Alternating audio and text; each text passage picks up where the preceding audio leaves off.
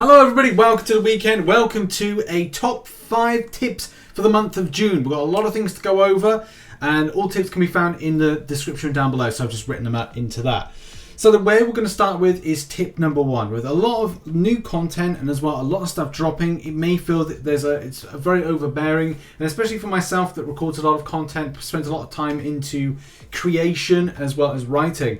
I need to be as understanding of what I've got to do for this month, and also have a little tick list as well of what I'm doing. So that's why tip number 1 is understanding what is on with key dates. So on screen right now is the key Marvel Contest of Champions date for June. So we've got all of this charted out. At the point of this video going live, we have done the 2nd of June, the Langurian Rfts, Iron Tomb Arena, and the Grandmaster Gauntlet have all gone live. Also, the Buff Select Arena is out. This is really good because if you're blasting through it as much as I am, except for Iron Tomb Arena, which I'm trying to find some time of, it's important to know when it resets, because that's going to be a key thing as well. 9th of June, so Wednesday, Langurian Rfts Week 2, and also the Iron Tomb Arena Week 2. Resets on a Wednesday. Very important to know those dates because it's going to be important for your grind and effort just to know when that goes in. So get on with the grind over the weekend as much as possible. Find some time if you don't have any time already. I know you can't conjure time, but you've got to focus. 10th of June should see the Purgatory or Overseer Arena, and this as well will have the arena changes going live. If you saw my video yesterday, then you know exactly about that. 16th of June sees the Langurian Rfts Week 3, and also Week 3 of the Iron Tomb Arena, so that will reset again, so be prepared to go and do that grind. There's a little bit of a break between the 16th and the 23rd. Now, the 16th could see the release of Summer of Pain, but I think in some of the info it says it to the latter point of June, so this indeed makes me feel that this could be the 23rd of June when the Grandmaster Gauntlet ends. Also 23rd of June we'll see the Langurian Rfts and as well Iron Tomb Arena final week for both of those, so do bear in mind that, and yes, it could be a case either the 23rd Summer of Pain may be released. Purgatory or Overseer Arena should drop on the 24th of June, which is either going to be one or the other. If it wasn't one of those on the 10th, it will be something different on the 24th. And also, even though that these are not June dates, I think it's important to mention because they're key dates. The monthly events expire or they end on the 7th of July, which is very important because, as I said, a lot of endgame content is time specific. And if you've not had time to grind because, you know, life, work, kids, it's summer holidays, by the way, and also, you know, if you work, then you want to try and find a balance as possible. And also the 10th of July sees the end of the Iron Tomb crystal shards, so when you can convert them into crystals. If you haven't seen my video, go and check it out. I posted it earlier this week about the total shards you can get and also the means in which to get them, which is all broken down in that video, so go and check that out. So that's tip number 1, key dates. Oh, and also just to follow up to that, if you want to put something like a column to say, or kind of like even write stuff and say like a tick thing to say done it, tick it off, then you can then focus on something else. I think that's really the best thing to do. Second top tip is for the Grandmaster Gauntlet. So if you're able to do it, you're able to do it. If you're not, you're, well, unfortunately unable to do it, of course. So what are going to be some key champions to take on this content? Well, there's a really informative thread which is on the forums, which does look to bring together everybody's knowledge about who they used and stuff, and it's really good. It is really good. I put in the description a lot of the champions being mentioned in here, some with Quake, some without Quake, because that's important as well. So if you go and check out the description, it says the following champions that players have used: Quake, Ghost, Magneto, Aegon, Namor, Doctor Doom, Apocalypse, Archangel, Cable, Sorcerer Supreme, Cosmic Ghost Rider, Black Widow Clairvoyant, and Void. I'm sure that a lot of players have used various other champions, and a lot of people are kind of posting that they've taken less units to do it than maybe people would get the fear factor too. I'm definitely planning to do it, but it's going to take a little time between me doing some other content that I want to do first, and especially some of the content videos I'm creating, which do require me to kind of like, you know, put a bit of effort into it. So here's the thing. There's also a little tip from Reap in our Discord, who says that if anyone's planning on doing a gauntlet, it might be a good idea to get the Cav deal. If you run Epic Quest, you can get double dip on some rewards, since you need to use them on the resources for the gauntlet anyways. And the same thing with Act 7.2, so thanks to Reap for that. But yeah, the point is kind of like a good point, that if there is something of like unit deals that give revives, then it's a no-brainer to just grab it, because essentially you'll be spending on the kind of progression part of that. And some players have said that it's taken them about 10 revives. Some people have said that it's taken them 20, 40, 1,500 units, whatever it's taken. Just get it done. I think that's the thing. Same thing with me. I'm going to get it done before the end of the month, but I probably won't get it done until at least the 20th. Or at least I've done Uncollected and Cavalier 100% first. Do my 6-star crystal opening.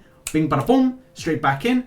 Another opening after that, after I've done that. So happy days. Also, just a further point from that. If you want to spend the next, let's say, 10 days, maybe even 15 days doing all of the solo events, you'll pick up 15 level 1 revives. Also, you'll pick up 15 of the most rarest of health potions that you can pick up as well. So this is a really good opportunity to prepare now. Grab the stash if you haven't already. Preparation is key to then do it if you're able to do the Grandmaster Gauntlets. Next up is rewards tracking and the skeleton key hoarding. So one thing that's very important is the idea of hoarding your skeleton keys. You don't have to, and at the same time you can go like, okay, well I want tier 5 class catalyst. I'll just go for the tier 5 class catalyst this week and then maybe do something different the next week. But something that is very important is tracking your rewards. You'll need to have a look at your limitations, what you need for the end of the month. Because let's face it, these side event rewards are going to be either good for you or trollish for you. As a lot of you know, I am running a little bit of a tracking thing at the moment, and as well like balancing like how long it takes to what I get back from it. But the question that I need to ask myself is, by about run number 24, is it going to feel that I have limitations based on the RNG, and do I want to target something? And that's the thing, like by week 4, I can either choose the last 4 runs to be of one specific thing, to either make up the deficit of terrible 6-star rewards that I've got, 6-star shard rewards I've got, or like tier 5 class catalyst 2%, like maybe I want to get 4 more of those. So that's something as well to point out about that. It's up to you what you do with the skeleton keys, but I would say that if you want to prepare for the end part, then at least you kind of find out whether or not your Langurian Rfts, your castle Rfts, are going to be good, bad, or indeed ugly. Next up is top champions to take down Cavalier difficulty. Cavalier difficulty, we've done the bosses, we've done a boss guide on the channel, so if you want to check that out, please do. But also, if you're looking for a place to go to grab yourself info of best champions to take against different types of Cavalier nodes, then look no further than this. So this is done by Papa's Squishy. As a lot of you know, I do the Cavalier cheat sheet on a monthly basis that looks at new things that are coming in, new nodes that can put out, and some best counters for it. It goes in depth to at least give you 7 to at least 10 of different types of champions of the respective classes to pick and choose to take on the content, because let's face it, not everybody has the champion.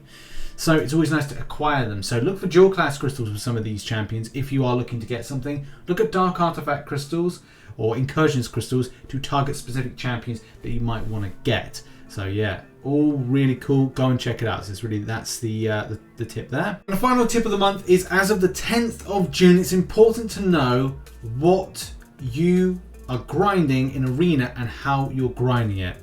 So again, to put it in perspective, if you haven't seen the Arena Changes video I did yesterday, do go and check it out. But it goes into detail of situations of like the changing milestones. And why this is incredibly important is, especially for grinders, the extent that you would have to work in order to get what you had prior to these Arena changes that were prior before that. So how Arena for a long time we knew it.